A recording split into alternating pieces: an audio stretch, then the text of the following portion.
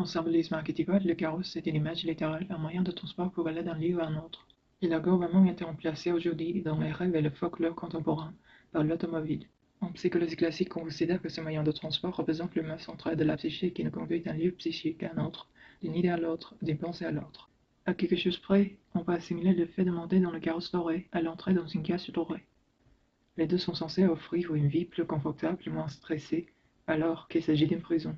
L'or est pluie, c'est pourquoi on ne s'aperçoit pas de suite de piège. Imaginons-nous donc en train de cheminer sur la route de notre existence, dans nos chaussures faites main, tandis que nous vivons une meurt de gens. Peut-être y a-t-il quelque chose de moins difficile, quelque chose qui prendrait moins de temps et d'énergie. Nous rencontrons fréquemment, parfois même quotidiennement, ce genre de tentation. Nous sommes en train de faire de notre mieux pour avancer dans la vie, et voilà que débouche un carrosse doré. La portière s'ouvre, le marchepied est déplié, et nous montons. Nous avons été séduites.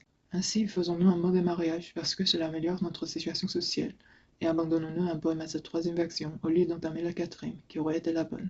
La joie simple des souliers rouges est submergée par le scénario de carrosse doré. On pourrait bien sûr voir là la quête d'un confort matériel, mais il s'agit le plus souvent de l'expression de désirs psychologiques, de ne plus avoir le temps pour arriver à créer. Le piège n'est pas dans ce désir, car il est naturellement. Il est dans le prix à payer. Le piège se referme lorsque l'enfant s'en va vivre avec la riche vieille femme. Il lui faut alors rester tranquille, ne pas manifester d'envie, et plus précisément, ne pas satisfaire cette envie.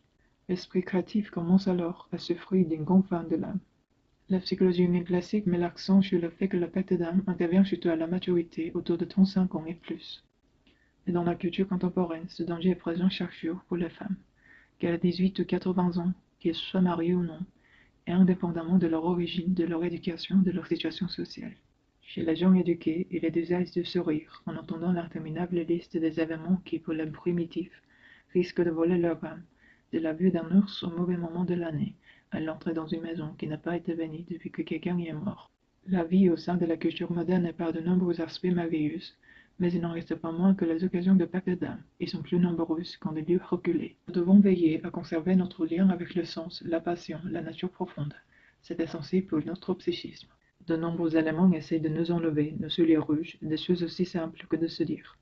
Plus tard, je ferai ceci ou cela, je danserai, planterai, embrasserai, trouver, apprendrai, nettoierai plus tard. Et sont autant de pièges.